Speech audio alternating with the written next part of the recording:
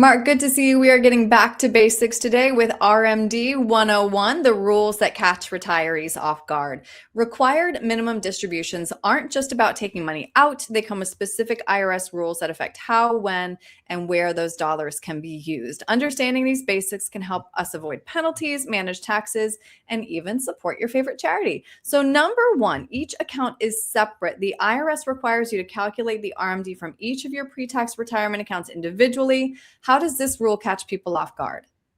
Yeah, so this is really interesting because a lot of people have multiple retirement accounts. They could have, 3 IRAs, a 401k, No. 403b, whatever it is. And ultimately what the IRS is requiring you to do is calculate those RMDs separately on each account. Now, ultimately, when you take the RMD, you can choose which account to take that from. You can take it from all of them equally, or based on the RMD per account, or you can just take it out of one account. But that's where it gets confusing. And I think in retirement, logically, we probably want to consolidate assets. And each one of these custodians, especially if we have a 401k, you can't dictate tax withholding like you can in an IRA, because all qualified or group plans, 401ks, 403bs through a previous employer, all require a 20% mandatory tax withholding. Right. Yeah, no, this can get complicated.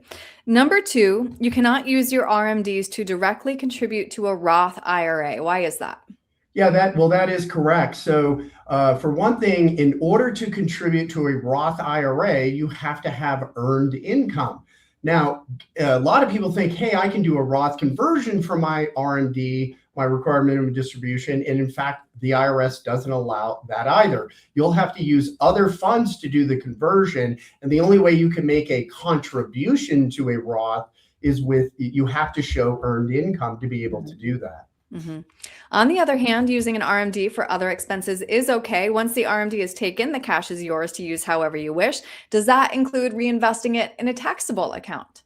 Yeah, absolutely. So the IRS doesn't care what you do with it. It's just the IRS is mandating you take it out, because if you think about it, they allowed you to defer the taxes for all of those years.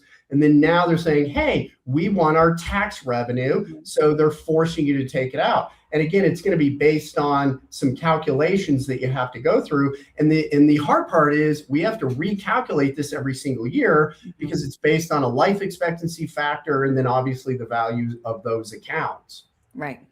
All right. Number four, this one is my favorite. You can use your required minimum distribution for charitable donations. Can you explain how this works?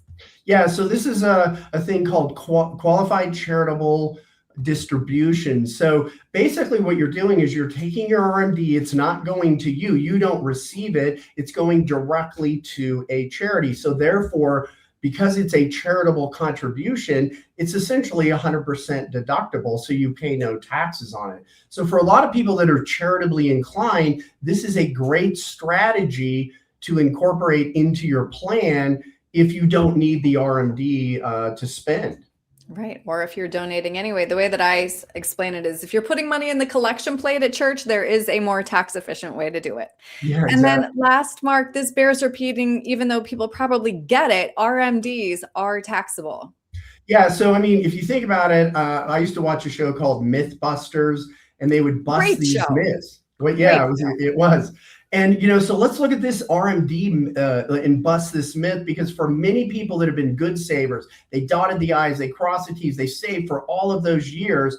Now, when they get to this point and the IRS says, hey, when you retire, we let you defer this. And when you retire now, you're going to be in a lower tax bracket. You're not going to pay as much income on all this money. And in fact, what's happening to many people is they were good savers. They dotted the I's, crossed the T's, and their RMD is throwing them into higher tax brackets. Even now, when tax rates are super low, I mean, tax rates right now are on sale. Just think when tax rates go up, that's another conversation. But you look at the deficit, you look at all these different numbers, and you go, wait a minute, writing's on the wall. We have to increase revenues. So ultimately, these people they're going to get penalized for being good savers. So we busted the myth that, hey, you're not going to be in a lower tax bracket. Many of you, not all of you, but most of you that did a good job of saving. And I think this gets back to this idea of Roth conversions and looking at the tax planning, doing that today when tax rates are on sale. Right. Pay those taxes now at this known historically low rate and enjoy that tax-free money forever. All right. Busted that myth, Mark. You're speaking my love language. It's still on HBO Max in case you want to watch the show again. I watch it with the kids all the time. But if somebody would like to talk to you about this proactive planning or how to be more tax efficient with their required minimum distributions, how can they get a hold of you? Yeah, so they can simply pick up the phone, give us a call, 303-681-0113. Anybody from our team would love to chat with you. You can set up an appointment, Zoom call, in-person appointment. And, let's just have a conversation and see if really this is an issue and what your opportunities are. Or if you want, you can go to our website, McGregorwealth.com. There's a link to my calendar. You can easily schedule an appointment there. And there's also lots of resources that you can look at. Great. Mark, thank you. All right. Thank you, Erin.